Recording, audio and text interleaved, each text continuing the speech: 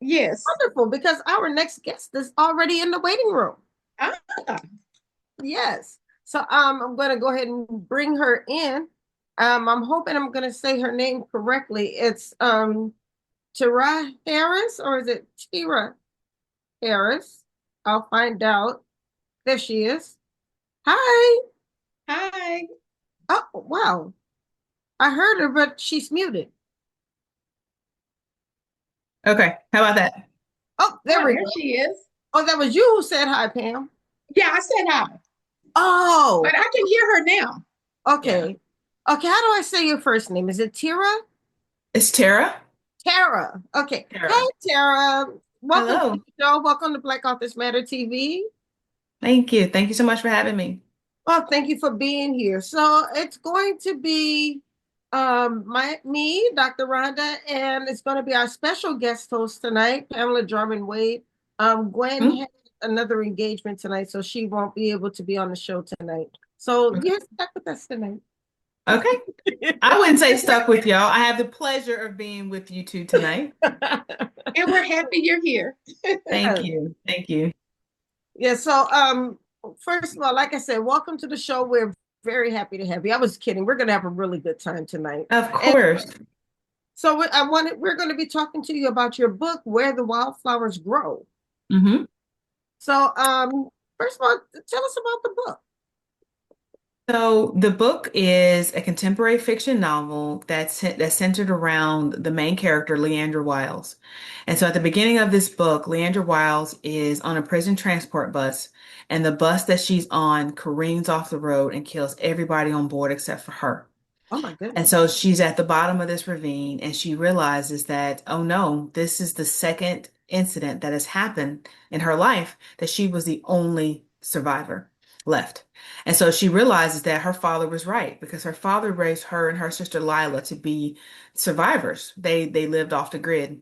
And so she realizes in that moment that she's never really lived a life and that she's only lived a life of survival and never lived a life. So she makes a very tough decision that she's not going to wait for the prison officials to find her, that she is just going to walk away from this bus crash and begin living her life. And as luck would have it, she meets a hunky flower farmer named Jackson who Wait, a offers what her kind of a hunky flower farmer, a hunky good-looking flower Flower. farm, a good-looking flower Oh, farmer. Okay. Hunky, yeah, a good-looking flower farmer Yes. who offers her a job on his flower farm and in rural Alabama. And so she thinks that this is the perfect place to hide out because this location is very rural. And so she thinks, okay, I'm going to hide out here until I can figure out my next steps, what I'm going to do. But what she doesn't expect to find is the family of men who live there who have also dealt with their own childhood traumas. And so there she undergoes this journey of self-discovery and healing from the things that have hurt her. And of course, she falls in love with Jackson, the flower farmer. And then by the end of the book, when tragedy strikes again, she has to decide what it is that she can truly survive. Sounds wow. like an interesting story. And first of all, the fact that she's been the sole survivor twice in her life. Yeah, yeah. So the theme of this book is grief. And so it is centered around two very specific types of grief: survivor's guilt, of which she has, and also complex grief. And the complex grief is the grief of, regular grief is when you grieve someone that you love, your husband, your mom, your grandma. But complex grief is that difficult part of grief, of grieving someone who has hurt you. And who will never be able to give you the closure that you need, that will never give you the forgiveness that you seek for, and will never be able to say sorry. And so she's dealing with that with her family. There are two thinly veiled mysteries throughout this book. Is why Lee was in prison and what happened to her family. And so that is like the main plot of this book. So that's the thinly veiled plot, but it is a character driven book about, finding your way and healing from these things that have hurt you. It sounds like a must-read book. Thank you. Thank you. Oh, can I ask a question? Yeah. Um, so since it's dealing with grief, is your background in grief? Do you grief counseling or anything, or how did you research your book to deal with the grief? Yes, I work with a grief therapist to make sure I got this grief correctly. These two specific types of grief that Lee suffers from is not any type of grief that I know anything about, and so I wanted to get that right. And so we work with her. I work with her to try to figure out, how to accurately portray Lee, this character of exhibiting this type of grief. So it's not, I mean, and then it's Lee was a tough character to write because she's not trusting. She's not a trusting person. As someone who has been a survivor her entire life, she is used to the next thing, surviving, surviving, surviving. And so when she arrives on this flower farm with these guys, they're open and she doesn't know how to accept that, and that is just I want to write her as close to what and be true to with the grief and be true to the trauma that she had. I think it's interesting and very important that you chose to talk to a grief expert when writing this story because that's something that a lot of authors may not have thought to do. They may have maybe read a few things and thought that they could maybe put the details in, or they might go with some details that they thought might be interesting to put into the book. But the fact that you decided that you needed that extra layer, and that would be a layer that maybe a grief expert would know to put in, something that we as a layperson may not think about, is very important. And it actually puts an extra layer of realism into your story. Yeah, I mean, you as a writer, I want to get the details correct. That's the research is one of my favorite parts of writing a book is doing the research to make sure that I get things right. And especially when you're dealing with a very sensitive topic like grief, that is definitely something that I feel like you want to work with people and make sure you get that right. So I think that's one of the things that people have been loving about this book and the reactions that I am receiving and getting from people is that we got that right. Like this is right. And I think I attribute that to a lot to just working with this great therapist. Do you have a copy of your book close at hand so you can let us see your cover? This is they're here. This is the book. Okay, okay. And then this is the standard edition. There's a deluxe special edition, and that special edition has these edges. Oh, okay, nice. Oh, okay. Can we get a closer look at the edges? So this is the book, and then those are the That's edges. Oh, wow. beautiful. Now I haven't seen any books with edges like that. I have That's seen nice, the unique. books. I have seen books with those edges, and not a lot of them, of course, but I have seen them, and it adds an extra layer to the books. I think they're gorgeous. It They is a are. be it is a beautiful book. They did such an amazing job with these edges, and I'm really proud of it because contemporary fiction, these our books don't normally receive edges. A lot of these books with these sprayed edges is really reserved for like fantasy, historical books. Very rarely, I mean, and even romance, but contemporary fiction books rarely get this special, Mhm. treatment to it. So, I was very blessed to receive that.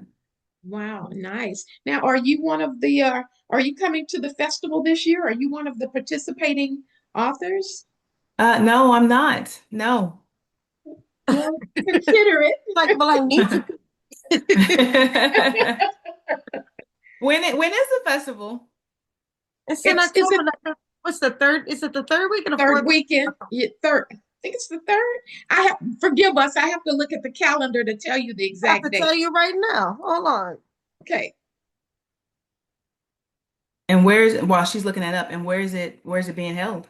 In Houston, Houston. Texas. In Houston. It's the Where fourth. are you It's the based? fourth weekend in October. Okay. I'm in Where are I'm you in based? I'm in Alabama.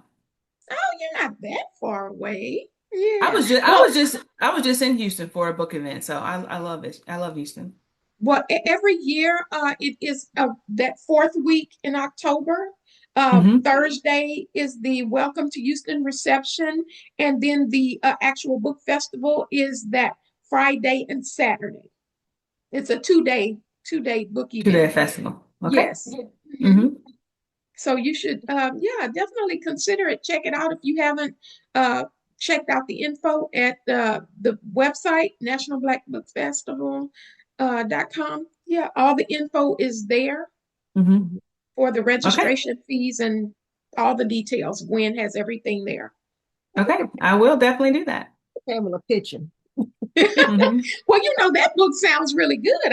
And then when she held up those edges, I'm like, oh my goodness, you Yeah. know, we Yeah. we The would love to have edges, her I'm there. telling you, the edges are beautiful. And Yeah.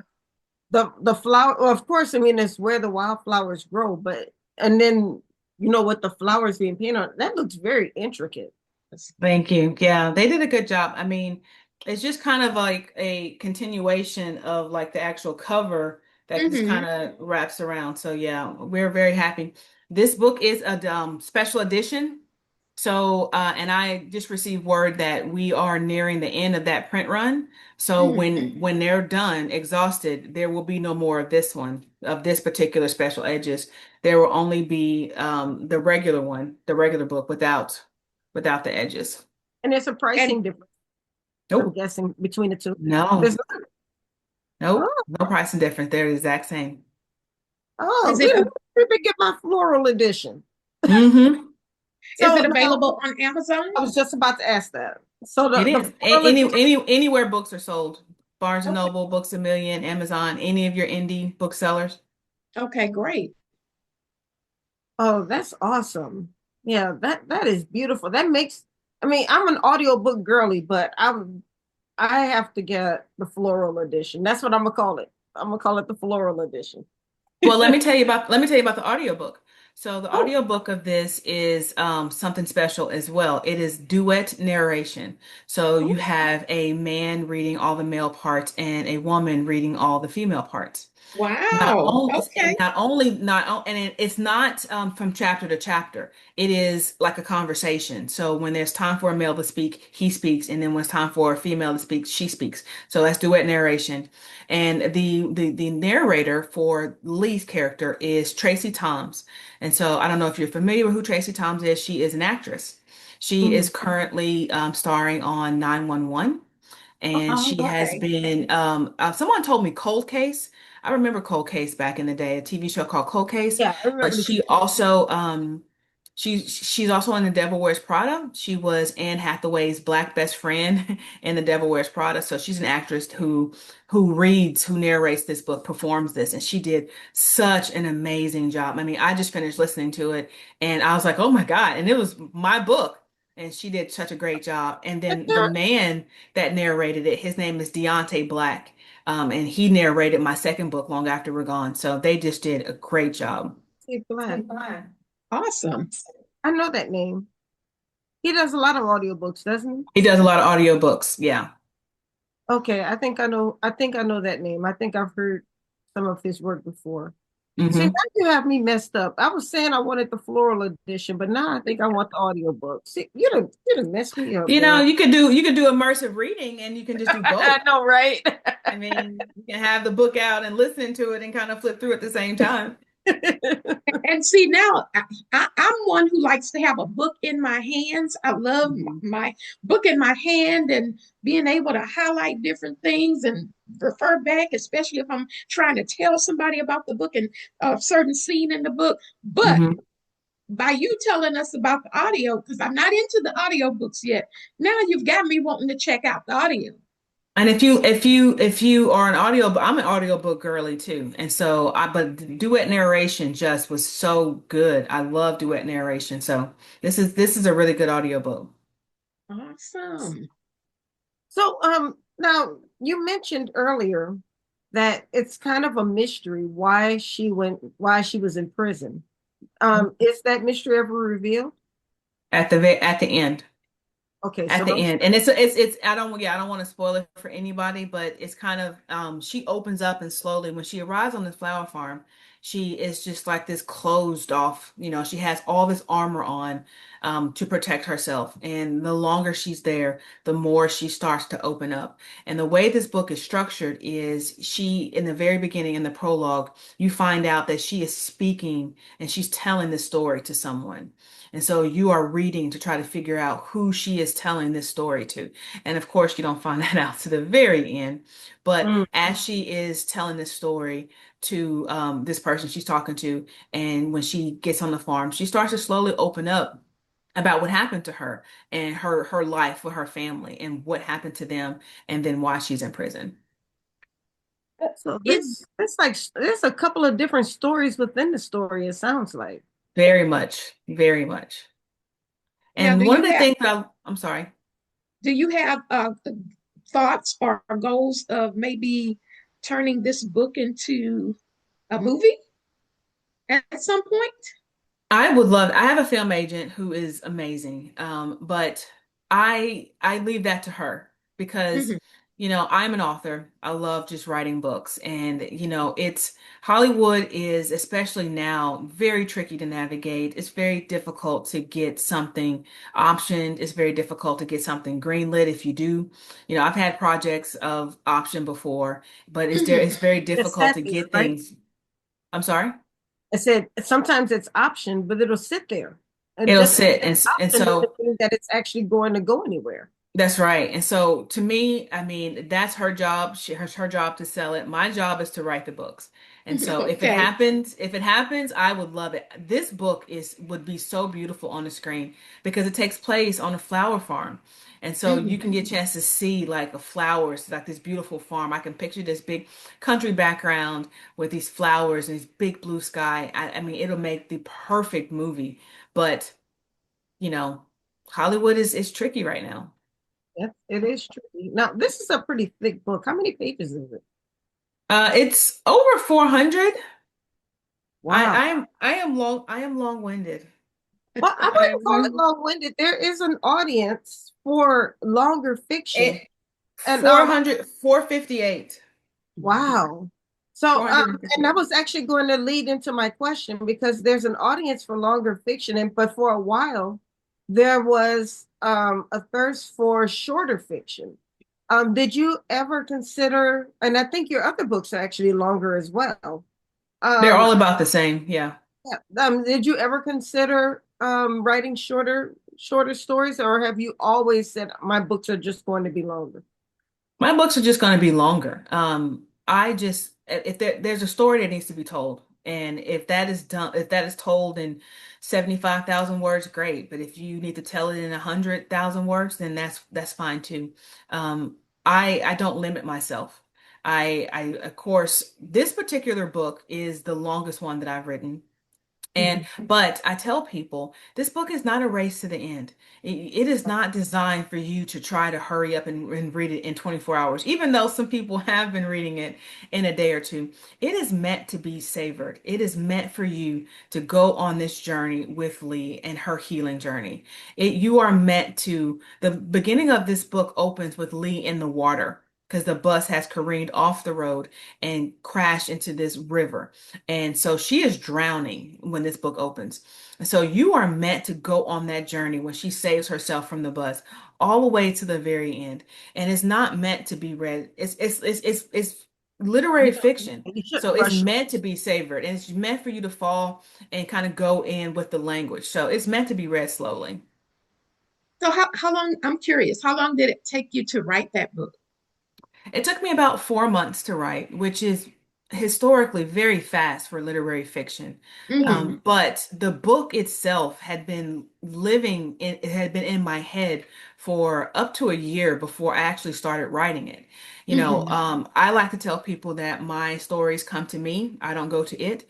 And so pieces of Lee's story, pieces of this had started to drop into my head as I was writing. I mean, when I was finishing up my second book. And so I just kind of store that. And so when it's done and it's time for me to write, I can write it somewhat fast because it's been living inside me for so long that it's time to come out. Hmm. Well, one thing I like about longer stories is the journey of writing it. Hmm. Sometimes you feel like you're spending time with these characters when Hmm. you're writing the story. And Hmm. half the fun, for lack of a better term, is actually writing the story and spending time with them. And it's almost a letdown when you're actually done with them.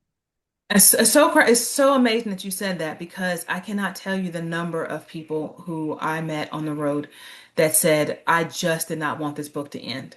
And that is a testament to what you just said because you're meant to stay with Lee. You're meant to watch her heal and get to know her and the guys on the flower farm. And so when you get to the end, you're like, oh, you've fallen in love with these characters. You've been with her. This book takes place over 9 months. So you've been with her for these 9 months of this and you've watched her go in that was in survival mode and then you watch her come out of survival mode, and fall in love and experience the joys of life where she only knew, the hardship of life. And so by the end you're like, I don't want to leave. Like I want to stay here on this flower farm forever. So that's amazing that you said that because that's exactly it. Yeah, I love that. I mean, um, I think earlier in my writing journey, I was writing longer stories, and I actually want to get back to writing longer stories because of just that reason. Hmm. Writing the when you're writing a longer story, you're spending time with them. You're thinking about them. You're thinking about them like they're real people. Hmm. You're like, okay, what's going to happen to them next? Right. And that's in the description, like when you said she's drowning, you don't want to rush through that. Right. You're experiencing that and you want your reader to experience that as well. And if you rush Right. through the scene, you're actually shortchanging the reader because the That's reader right. experience that as well. That's right. They need to feel what the character's feeling at that time. And when you rush through that, the reader can't experience that. That They is don't know what exactly the that person's is going through. That is exactly correct. And this is more literary fiction. Commercial fiction has a plot, that you're trying to find. The plot like there's a bomb on the bus and we have to figure out which bus it is. But literary fiction is more character driven. It's more about the people and the characters and getting to know them and building up their story. So this is more of that literary than commercial. So you are meant to get to know Lee better and the guys better. So by the end, you have this connection with them. Mhm. We do have a couple of questions in the chat. Both two of them from Leandra asked you. The first question she had was, "What was the inspiration for your story?" And then she also asked about where she can get the book with the special edges. And you already answered that question, but if you want to touch on, just kind of remind her where she can get that book, and then if you can talk about the inspiration.